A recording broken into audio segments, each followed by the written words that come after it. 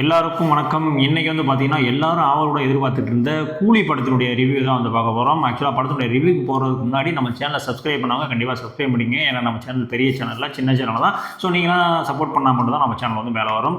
அதுக்கு முன்னாடி ஒரு முக்கியமான விஷயம் வந்து சொல்ல வரேன். என்ன அப்படின்னு வந்து பார்த்தீங்கன்னா, படத்துக்கு வந்து முடிஞ்ச அளவுக்கு வந்து சீக்கிரமா போயிடுங்க. ஏன்னா படத்தில் வந்து ஆரம்ப காட்சியில் வந்து தலைவருடைய 50வது அந்த சினிமாவுக்கு வந்து அவர் வந்து 50 வருஷம் ஆச்சு. அதுக்கான ஒரு ட்ரிபியூட் மாதிரி வந்து ஒரு வீடியோ போடுவாங்க. கிட்டத்தட்ட ஒரு 40 செகண்ட் அல்டிமேட்டாக இருக்கும். ஸோ கண்டிப்பாக வந்து அந்த டைட்டில் கார்டை வந்து மிஸ் பண்ணிடாதீங்க. ஸோ முடிஞ்ச அளவுக்கு வந்து தேட்டருக்கு கொஞ்சம் சீக்கிரமாக போகிறதுக்கு வந்து பாருங்கள். ஓகே, இப்போ வந்து கூலி படத்தினுடைய கதை என்ன அப்படின்னா, இப்போ நான் கதை சொன்னால் வந்து ஸ்பாய்லர் ஆகிடும். நான் ஒரு சின்ன ஒரு ஒன்லைனர் மாதிரி சொல்கிறேன். ஸோ நீ அதில் வந்து கேப்சர் பண்ணிங்க என்ன கதை அப்படின்னா, ரஜினிகாந்த் அவர்கள் வந்து இந்த மாதிரி தேவா மேன்ஷன் அப்படின்ற மாதிரி ஒரு மேன்ஷன் வச்சு நடத்திட்டு வராது. ஸோ அந்த சுச்சுவேஷனில் வந்து தன்னுடைய நண்பர் வந்து இறந்துட்டாரு அப்படின்ற மாதிரியான விஷயம் வந்து தெரிய வருது. ஸோ அதுக்கப்புறம் இங்கே வராரு, அவர் எப்படி இறந்தாரு அதெல்லாம் வந்து ஒரு இன்வெஸ்டிகேஷன் பண்ணுறது தான் வந்து இந்த படத்தினுடைய ஒரு ஒன்லைனர் ஸ்டோரி. அதுக்கப்புறம் வந்து நிறைய விஷயங்கள் கண்டுபிடிப்பாரு. அந்த கேங்குக்கு இவருக்குமான என்ன தொடர்பு, ஒரு ஃப்ளாஷ்பேக், அது வந்து நிறைய விஷயங்கள் இருக்கு. ஸோ இதெல்லாம் நான் சொன்னால் வந்து உங்களுக்கு படம் பார்க்கும்போது வந்து ஒரு ஸ்பாய்லர் ஆயிரும். ஸோ அதனால வந்து அந்த மாதிரியான எந்த விஷயங்களும் நான் வந்து சொல்லலை. ஸோ இதுதான் ஒன்லைனர். இதுதான் அஸ் யூஷுவல். நம்ம வந்து கிட்டத்தட்ட இது மாதிரி வந்து ஒரு லட்சம் கதைகள் வந்திருக்கும். ஸோ அந்த மாதிரியான ஒரு கதை தான். ஸோ அந்த கதையில் லோகேஷ் வந்து என்ன புதுமை பண்ணியிருக்காரு அப்படின்றதான் வந்து விஷயம். ஓகே, இப்போ இந்த படத்தினுடைய பாசிட்டிவ்லாம் என்ன, நெகட்டிவ்லாம் என்ன அப்படின்ற மாதிரி விஷயங்களை பார்த்தீங்கன்னா, படத்தினுடைய மிகப்பெரிய பாசிட்டிவ் ரெண்டு பேர் தான், 2 பில்லர்ஸ் தான். ஒன்று யாருன்னு பார்த்தீங்கன்னா நம்ம தலைவர் ரஜினிகாந்த். ரெண்டாவது பக்கம் யார் அப்படின்னு வந்து பார்த்தீங்கன்னா நம்ம அனிருத் அவர்கள். ஸோ அனிருத் அவர்கள் தான் வந்து இந்த படத்தினுடைய மிகப்பெரிய வந்து ஒரு பில்லரு. நம்ம வந்து ட்ரெய்லர் கட்டில் பார்த்ததெல்லாம் சும்மா சாதாரண ஒரு பிஜிஎம் தான். இங்கே ஒவ்வொரு ஆளுக்குமே வந்து தனித்தனியாக வந்து ஒரு பிஜிஎம் இருக்கும். நாகார்ஜுனாக்காகட்டும், சோபினுக்காகட்டும், உபேந்திராக்காகட்டும், எல்லாத்துக்குமே வந்து தனித்தனியான ஒரு பிஜிஎம் போட்டு வந்து மிரட்டி விட்டுருக்காப்புல. எனக்கு தெரிஞ்சு அவர் ரஜினி படம் அப்படின்னு சொல்லிட்டாலே வந்து உள்ள பேய் பூந்துருதான் தெரியல. ஸோ அந்த அளவுக்கு வந்து தீட்டி மிரட்டி எடுத்திருக்காப்புல. முக்கியமாக வந்து அந்த மாசீன்ஸுக்கெல்லாம் வந்து பார்த்தீங்கன்னா அந்த அவருடைய பிஜிஎம் தான் வந்து அப்படியே எவால்வேட் பண்ணி போய் அடுத்த லெவலுக்கே வந்து அந்த சீனை வந்து ரீக்ரியேட் பண்ணுது. ஸோ எல்லாத்துக்கும் முக்கிய காரணம் என்னன்னு பார்த்தீங்கன்னா நம்ம அனிருத் மாம்சனுடைய மியூசிக் தான். ஸோ அடுத்ததான் வந்து பார்த்தீங்கன்னா மிகப்பெரிய பாசிட்டிவ் என்னன்னா நம்ம தலைவர் அவர்கள் தான். இந்த வயசுலையுமே கூடங்க வந்து எல்லாருமே வந்து சொல்லுவாங்க, என்னப்பா இந்த வயசுல நீங்கள் ஒன்றும் சிம்பத்தி ஓட்டெல்லாம் வந்து யாரும் கேட்கல. உண்மையிலே சொல்கிறேன், 75 வயசுல ஒரு மனுஷன் டான்ஸ் ஆடுறான், காமெடி பண்ணுறான், ஃபைட்டிங் பண்ணுறான் அப்படிலாம் நினைக்கும் போது உண்மையிலே வந்து இது ஆச்சரியமான விஷயம். இங்கே 25 வயசு 30 வயசுலேயே கையை கால தூக்க மாட்டாமல் இருக்கானுங்க. ஸோ அதோட கம்பேர் பண்ணும்போது அவரெல்லாம் வந்து நம்ம எப்படி சொல்ல ஹேட்ஸாக பண்ணியானோ அந்த அளவுக்கு வந்து ஒரு ஒர்த்தான ஆக்டிங் வந்து இந்த படத்தில் வந்து கொடுத்துருக்காரு. நிறையா சீன்ஸு முக்கியமாக சொல்லணும் அப்படின்னா ஃப்ளாஷ்பேக் போர்ஷன் தான் வந்து இந்த படத்திலே வந்து ஒரு ஹை மூமெண்ட்னு நான் சொல்லுவேன். அந்த அளவுக்கு வந்து ஒரு மிரட்டலான ஒரு ஃப்ளாஷ்பேக் மூமெண்ட் இருக்கும். அதில் வந்து டிஏஜிங்லாம் வந்து பண்ணியிருந்தாங்க. இருந்தாலுமே வந்து அந்த டிஏஜிங் வந்து அப்படியே ஆக்டாக வந்து அவருக்குன்னே எடுத்த மாதிரி இருந்துச்சு. இன்னொன்று வந்து பார்த்தீங்கன்னா அந்த டிஏஜிங்லேயுமே வந்து பார்த்தீங்கன்னா ரஜினி சாரோட வாய்ஸுமே வந்து கொஞ்சம் ஒரு மாடுலேஷன் பண்ணி விட்டுருப்பாங்க. ஸோ அதுவுமே வந்து நல்லா இருந்துச்சு. அவருடைய எல்லா சீன்ஸுமே நீங்கள் வந்து படத்தில் வந்து பார்த்தீங்கன்னா ஒரு 15 நிமிஷம் 18 நிமிஷம் ஆகும். ரஜினி சார் அவர்கள் வர இன்ட்ரோ சீன் வர்றது 12 நிமிஷம் ஆகும். ஸோ அது வரைக்கும் வந்து கொஞ்சம் பொறுமையாக வந்து பாருங்கள். இன்ட்ரோலேயே வந்து நம்ம சிக்கிட்டு சாங்க வைபோடையே வந்து தலைவர் வந்து உள்ளே இறங்குவார். ஸோ அவருக்கு என்ன நடிக்கணும், ஃபேன்ஸுக்கெல்லாம் வந்து என்ன எதிர்பார்ப்பாங்க அதை பக்காவாக கச்சிதமாக வந்து பண்ணிட்டாரு. எனக்கு தெரிஞ்சு இதுக்கப்புறம் அவர் வந்து 200 கோடி 250 கோடி வந்து சம்பளம் கேட்கலாங்க. ஆல்ரெடி இப்போ 150 கோடி கேட்டார். இந்த படம் வேறு பீக்கில் இருக்குல்ல, ஸோ கேட்கலாம். ஸோ அந்த அளவுக்கு வந்து ஒரு ஒருத்தானவர் தான் நம்மளுடைய தலைவர். ஸோ அடுத்ததாக அந்த படத்தினுடைய பாசிட்டிவ் என்னன்னு பார்த்தீங்கன்னா சுபின் அவர்களுடைய மலையாளம் ஆக்டர் இருக்கார்ல, ஸோ அவருடைய ஆக்டிங் தான். ஆக்சுவலாக நாகார்ஜுனா என்னதான் வந்து மெயின் வில்லனாக இருந்தாலும் ஸோ அவர் கீழே இருக்கிறவர் தான் வந்து இந்த சோபின் அந்த ஹார்பரெல்லாம் வந்து கண்ட்ரோலில் வச்சிருக்கவர். ஸோ இவருடைய ஆக்டிங் வந்து பார்த்தீங்கன்னா ரொம்பவுமே வந்து தரமாக இருந்துச்சு இந்த படத்தில். ஆக்சுவலாக அவர் க்ளோஸ்அப்லாம் காட்டும் போது வந்து பயமாகவே இருக்குது. ஆக்சுவலாக இந்த கேரக்டர் வந்து ஃபகத் ஃபாசில் வந்து கேட்டிருந்தா வந்து லோகேஷ் சொன்னார். ஆக்சுவலாக ஃபகத் ஃபாசில் பண்ணியிருந்தா இந்த அளவுக்கு இருக்குமா அப்படின்ற அளவுக்கு தோன்ற அளவுக்கு வந்து இவர் வந்து பண்ணியிருக்காப்புல. ஸோ அந்த அளவுக்கு வந்து தரமான ஆக்டிங். கிளைமேக்ஸில் லாஸ்ட் ஒரு 20 மினிட்ஸ்லேயும் இவருடைய அந்த ஒரு சாப்டர் வந்து லிங்க் ஆகும். ஸோ ரொம்பவுமே வந்து அருமையாக பண்ணியிருந்தார். எனக்கு தெரிஞ்சு சோபின் அவர்கள் இன்னும் தமிழ் சினிமாவில் நிறைய படங்களில் வந்து அவர் நடிக்கிறதுக்கான வாய்ப்பு வந்து ரொம்ப அதிகமாகவே இருக்குன்னு தான் சொல்லுவேன்.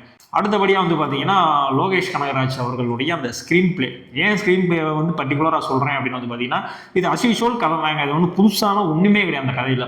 நான் நண்பனுக்கு இப்படி ஆயிடுச்சு, அதனால வந்து காப்பாற்ற வரேன், என்னன்னு தெரிஞ்சுக்க வரேன்ற மாதிரியான ஒரு சிம்பிளான ஸ்டோரி தான். ஸோ அதில் ஒரு ஸ்க்ரீன் பிளே கொடுத்து அதில் ஒரு ஃப்ளாஷ்பேக் வச்சு ஸோ அந்த ஸ்க்ரீன் பிளே நகர்த்திட்டு போனார்ல, ஸோ அதில் தான் வந்து இந்த படம் வந்து ஜெயிச்சிருச்சு. ஏன்னா இல்லை அப்படின்னா இது எல்லாமே நார்மல் கதை தான், இது வந்து பார்க்காத கதைலாம் இல்லை. ஸோ அதில் முக்கியமாக வந்து அவர் ஸ்டேஜிங் பண்ண விதம், அந்த ஸ்டேஜிங்க்கு மிக முக்கியமாக உதவுனது எதுன்னு பார்த்தீங்கன்னா சினிமாட்டோகிராஃபி, இந்த ஒளிப்பதிவு பண்ணவங்க தான். ஸோ ரொம்பவுமே வந்து அருமையாக பண்ணியிருக்காரு. கிரீஸ்ன்னு நினைக்கிறேன் அவர் பேர், கிரீஸ் கங்காதர் நினைக்கிறேன். ரொம்பவுமே அருமையாக பண்ணியிருக்காரு. ஒரு ஹாலிவுட் தரத்துக்கு வந்து இந்த படத்தை வந்து காட்டுது. நீங்கள் அந்த ஹார்பர் சீன்லாம் பார்த்தீங்கன்னா எல்லாமே வந்து ஒரு ஹாலிவுட் ரேஞ்சுக்கு வந்து இருக்கும். ஸோ அந்த அளவுக்கு வந்து அந்த சினிமாட்டோகிராஃபி இருந்தனால தான் வந்து அந்த ஸ்டேஜிங்கும் சரியாக இருக்கிறனால தான் வந்து அந்த படம் வந்து இவ்வளோ குவாலிட்டியாக வந்து இருக்குது. அடுத்தபடியாக வந்து பார்த்தீங்கன்னா படத்தினுடைய எடிட்டிங். ஸோ அவருமே வந்து பார்த்தீங்கன்னா படத்தை வந்து ரொம்ப வேகமாக மூவ் பண்ணுறதுக்கு என்ன விஷயங்கள்லாம் பண்ணணுமோ, என்னென்ன மாதிரியான கட்ஸ் எல்லாம் வைக்கணுமோ அதெல்லாம் வந்து பக்காவாக வந்து பண்ணியிருந்தாங்க. நாகார்ஜுனாவை பொறுத்த வரைக்கும் ரொம்ப ஸ்டைலிஷான ஒரு வில்லன். எனக்கு தான் தமிழ் சினிமாவில் இது வரைக்கும் வந்தாலும் ரொம்ப ஸ்டைலிஷாக ஒரு வில்லனாக காட்டுங்கப்பா அப்படின்னா நீங்கள் வந்து நாகார்ஜுனா வந்து கை காட்டிடலாம். ஸோ அந்தளவுக்கு வந்து ஒரு ஒர்த்தான ஒரு ஆக்டிங் தான் பண்ணியிருக்காப்புல. இருந்தாலுமே வந்து பார்த்தீங்கன்னா சோபின் தான் வந்து அந்த இடத்துல ஸ்கோர் பண்ணது. இவர் என்னதான் வந்து ஒரு வில்லத்தனத்தை காட்டினாலும் அந்த சோபின் அளவுக்கு வந்து வரல அப்படின்றது தான் வந்து உண்மை. ஆனால் தெலுங்கெல்லாம் வந்து இந்த படம் வந்து சக்கப்போடு போடணும் கண்டிப்பாக. ஏன்னா நாகார்ஜுனாக்காண்டியே வந்து அந்த ஃப்ரெண்ட்ஸ்லாம் வந்து பார்ப்பாங்க. அது இல்லாமல் நம்ம சத்யராஜ் அண்டு ரஜினிகாந்த் அவங்களுடைய அந்த கான்வர்சேஷன்லாம் பார்க்கும்போது ரொம்ப நல்லாயிருக்கும். அந்த பழைய ஞாபகங்கள்லாம் வரும். அந்த அப்போ இவங்க 2 பேரும் சேர்ந்து பழைய படம்லாம் நடிச்சு மிஸ்டர் பாரத் அந்த மாதிரி. ஸோ அந்த மாதிரியான ஞாபகங்கள்லாம் வரும். ஸோ சத்யராஜுமே வந்து தனக்கு என்ன கேரக்டர் கொடுக்கப்பட்டிருக்கோ அதில் வந்து ஒரு நல்ல ஒரு ஆக்டிங்கை கொடுத்துருக்காரு. ஸ்ருதிகாசன் அவர்களுமே வந்து ஒரு என்னதான் அந்த கிளாமராக அந்த மாதிரிலாம் இல்லாமல் ஒரு நீட்டாக நானும் வந்து நடிப்பேன்ப்பா, எனக்கு இந்த மாதிரி ரோல்லாம் வந்து பொருந்தும்பான்ற அளவுக்கு ஒரு தரமான ஆக்டிங்கை வந்து இதில் கொடுத்துருக்காங்க. அடுத்து பார்த்தீங்கன்னா அன்பரி அவர்களுடைய அந்த ஃபைட் சீக்வன்ஸ் எல்லாமே வந்து தரமாக இருக்குங்க. எல்லாமே ஃபைட் சீக்வன்ஸ் எல்லாமே வந்து மேக்ஸிமம் அது தெரியும், நம்மளுக்குலாம் டூப்பு தான் பண்ணியிருக்கான்ற விஷயங்கள்லாம் தெரியும். பட் இருந்தாலுமே வந்து அந்த கொஸ்டினே உங்களுக்கு அந்த கொஸ்டினே வந்து உங்களுக்குள்ள எழும்பாது. ஸோ அந்த அளவுக்கு வந்து அந்த ஸ்க்ரீன் ப்ரெசன்ஸ் அந்த ஃபைட்டிங்கோடைய கோரியோகிராஃபி வந்து இருக்கும். ஸோ ரொம்பவுமே தரமான ஒரு கோரியோகிராஃபி தான் வந்து அன்பரி வந்து கொடுத்துருக்காங்க. இந்த படத்தில் பீக் மூமெண்ட் அப்படின்லாம் என்ன அப்படின்னு வந்து பார்த்தீங்கன்னா மெயினாக வந்து அந்த ஹாஸ்டலில் வந்து ஒரு சீக்வன்ஸ் நடக்கும், ஃபைட் சீன் வந்து நடக்கும் லேடிஸ் ஹாஸ்டலில். சரி அதை பாருங்கள், அது உண்மையிலே வந்து இந்த படத்தினுடைய ஒரு ஹை மூமெண்ட். அதுவும் சரி, அந்த ஃப்ளாஷ்பேக் சீன்ஸும் சரி, கிளைமேக்ஸ் லாஸ்ட் ஒரு 20 மினிட்ஸும் சரி, அதில் தான் வந்து கோரிலேட் ஆகும் படம் எல்லாமே வந்து. ஸோ எல்லாமே வந்து அந்த இடத்துல தான் வந்து செட் ஆகும். அதுக்கு அடுத்தபடியாக வந்து பார்த்தீங்கன்னா அமீர் கான் வந்து ஓகே, இது வந்து அவர் ஒரு சின்ன கேமியோ மாதிரி ஒரு 5 நிமிஷம் தான் வர்றாரு. இருந்தாலும் அவர் இல்லைனாலுமே அந்த படத்துக்கு ஒன்றும் பெரிய இம்பாக்ட்லாம் ஆயிருக்காது அப்படின்றதான் உண்மை. உபேந்திரா அவர்களுமே வந்து பார்த்தீங்கன்னா ஒரு 10 நிமிஷம் தான் வருவார். இருந்தாலும் அவர் வந்து அது என்ன ஒரு இம்பாக்ட் தரணுமா, இப்போ ஜெயலலிதா படத்தெல்லாம் வந்து கேமியோ பண்ணியிருப்பாங்கல்ல, ஸோ அது மாதிரி அவர் என்ன மாதிரியான ஒரு இம்பாக்ட் தரணுமோ அதை வந்து கரெக்டாக கொடுத்துட்டாரு. ஆனால் இந்த படத்தில் மிக முக்கியமானது வந்து அந்த ஃப்ளாஷ்பேக் போர்ஷன் தான்.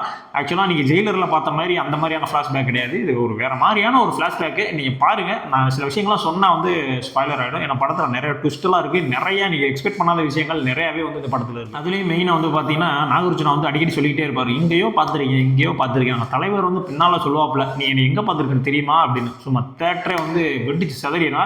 ஸோ அந்த அளவுக்கான ஒரு சீன் அது. ஸோ அது எல்லாமே வந்து பார்த்தீங்கன்னா ஒரு தேட்டர் மெட்டீரியல், ஒரு எப்படி சொல்கிறது, ஒரு டெக்னிக்கலி ஒரு குட்டான ஒரு படங்க இந்த படம். ஸோ இந்த படத்தில் நெகட்டிவே இல்லையா அப்படின்னு கேட்டால் கண்டிப்பாக நெகட்டிவ்ஸ் இருக்குது. என்னதான் தலைவர் படமாக இருந்தாலும் நம்ம சொல்கிற ரிவ்யூ சொல்லி தான் ஆகணும். என்னென்ன அப்படின்னு வந்து பார்த்தீங்கன்னா ஃபர்ஸ்ட் ஹாஃபில் வந்து பார்த்தீங்கன்னா கொஞ்சம் ஸ்லோவாக தான் போகும். ஏன்னா ஆக்சுவலாக அந்த கதை செட் ஆகி எல்லாம் இதுதான் அப்படின்னு சொல்கிறதுக்கே வந்து இன்ட்ரோல் வரைக்கும் வந்தது. ஸோ அந்த ஃபர்ஸ்ட் ஹாஃபில் இருக்கக்கூடிய சில அந்த ஸ்லோனஸ் அதெல்லாம் வந்து கொஞ்சம் அட்ஜஸ்ட் பண்ணி தான் ஆகணும். அடுத்தபடியாக பார்த்தீங்கன்னா நாகார்ஜுனா வந்து வில்லனாக பண்ணியிருக்காரு. பட் இருந்தாலுமே வந்து பார்த்தீங்கன்னா இவர் வந்து ஒரு லோகேஷ் படத்துக்கான வில்லன் இவர் இல்லைப்பா அப்படின்ற மாதிரியான ஒரு மைண்ட் செட் வந்து எனக்கு வந்துச்சு. பட் உங்களுக்கு ஓகே எக்ஸப்டாக கூட இருக்கலாம். நான் என்னுடைய கருத்தை மட்டும் நான் சொல்கிறேன். நான் அது மட்டும் இல்லாமல் வந்து பார்த்தீங்கன்னா செகண்ட் ஹாஃபினுடைய அந்த ஸ்க்ரீன் பிளேயுமே வந்து ஓரளவுக்கு வந்து நீங்கள் ப்ரிடிக்ட் பண்ணிடுவீங்க, ஓகே இதுதான் அடுத்து நடக்க போகுது அப்படின்ற மாதிரியான ஒரு திங்கிங் வந்துடும். ஸோ அதனால வந்து கொஞ்சம் எதிர்பார்ப்பு வந்து கொஞ்சம் குறைஞ்ச மாதிரி இருந்துச்சு எனக்கு. பட் நீங்கள் பாருங்கள் உங்களுக்கு எப்படி தோணுது. ஸோ என்னை பொறுத்த வரைக்கும் பார்த்தீங்கன்னா ரொம்ப நீங்கள் ஒரு ஹைப் எக்ஸ்பெக்டேஷன்லாம் போய் இந்த படத்தை பார்க்க வேணும். அந்த மாதிரியெல்லாம் போய் பார்த்தீங்கன்னா படம் வந்து ஏமாற்றம் கொடுக்கும். ஆக்சுவலாக என் மைண்டுக்கு எப்படின்னா, நீங்கள் ஒரு ரஜினி ஃபேன்ஸாக இருந்தீங்க அப்படின்னா அந்த படம் வந்து உங்களுக்கு ஒரு அல்டிமேட்டான ஒரு மாசான தரமான படமாக வந்து இந்த படம் உங்களுக்கு தெரியும். ஒரு நார்மல் ஃபேன்ஸ், நார்மல் ஆடியன்ஸாக இருந்தீங்கன்னா ஒரு பக்காவான ஒரு கமர்ஷியல் படம்ப்பா, நல்லா என்டர்டைன் பண்ணி அனுப்பிச்சுப்பா அப்படின்ற மாதிரி இருக்கும். ரொம்ப வந்து இந்த சினிமா பற்றி கரைச்சி குடிச்சு நான் இது சின்ன சின்ன விஷயங்கள்லாம் கூட நோட் பண்ணிக்கிட்டு இருப்பேன், லாஜிக்கெல்லாம் பார்த்துக்கிட்டு இருப்பேன் அப்படின்ற மாதிரியெல்லாம் நீங்கள் வந்து பார்த்துக்கிட்டு இருந்தீங்க அப்படின்னா உங்களுக்கு வந்து ஓகேப்பா ஒரு நார்மல் படம் தான், ரிவெஞ்ச் ஸ்டோரி தான் அப்படின்ற மாதிரி உங்களுக்கு தோணும். ஆக்சுவலாக என்ன பொறுத்த வரைக்கும் இந்த படம் எப்படி தோணுச்சு அப்படின்னா, ஒரு 3 மணி நேரம், ஒரு 2 மணி நேரம் 50 நிமிஷம் வந்து ஒரு பக்கான ஒரு தியேட்டர் எக்ஸ்பீரியன்ஸுங்க. ஒரு அருமையான ஒரு கமர்ஷியல் படம். இதுதான் கமர்ஷியல் படம். 3 மணி நேரம் நான் எதையுமே யோசிக்காமல் ஒரு படத்தை பார்க்குறேன்ல, ஒரு வைபோட பார்க்குறல, அதுதான் வந்து கமர்ஷியல். ஸோ அதில் வந்து லோகேஷ் கனகராஜ் வந்து சக்ஸஸ் ஆகிட்டாரு. அதை யாருமே வந்து மறுக்க முடியாது. ஒரு ஆள் கூட அந்த படம் ஃபுல்லாக பார்த்துட்டு வந்துட்டு இது நல்லாவே இல்லை, இது வேஸ்ட்டு அப்படின்னு சொல்லி ஒருத்தன் கூட சொல்லவே மாட்டான். அப்படி எவனா சொல்கிறான் அப்படின்னா கண்டிப்பாக அது ஏதாவது ஒரு வன்மங்களாக இருக்கும். ஸோ அதுக்காக தான் சொல்லுவாங்க. ஸோ நீங்கள் இப்போ படத்துக்கு போகிறீங்கனாலும் படம் பார்த்தாலும் படத்தில் இருக்கிற அந்த சின்ன சின்ன சஸ்பென்ஸ் ஸ்பாய்லர்ஸ்லாம் சொல்லிட்டாதீங்க. ஏன்னா ஆக்சுவலாக வந்து பார்த்தீங்கன்னா அடுத்த ஷோக்கு வந்து பார்த்தீங்கன்னா இப்போ கூட்டம் அவ்வளோ தூரம் வந்து வெளியில் நின்றுட்டு இருக்கு. ஸோ இந்த அளவுக்கு வந்து ஒரு படம் எக்ஸ்பெக்டேஷனில் இருக்கும்போது நீங்கள் எல்லாமே சொல்லிட்டீங்க அப்படின்னா அவங்களுடைய உழைப்பு வந்து டோட்டலாக வேஸ்ட் ஆகிற மாதிரி ஆகிடும். ஸோ முடிஞ்ச அளவுக்கு வந்து எந்த ஸ்பாய்லரும் எதுவுமே வந்து முடிஞ்ச அளவுக்கு சொல்லாதீங்க. நானுமே என்னுடைய ரிவ்யூவில் எந்த ஸ்பாய்லரும் சொல்லலை. நான் மேலோட்டமாக தான் வந்து ரிவ்யூ சொல்லியிருக்கேன். நீங்கள் படம் போய் பாருங்கள், அப்போ உங்களுக்கு புரியும். அதுதான் கமர்ஷியல், பக்கா கமர்ஷியல் படம் தான் அப்படின்னு. ஓகே, இதே மாதிரியான அடுத்த ஒரு ரிவ்யூவில் வந்து உங்களை சந்திக்கிறேன். பை.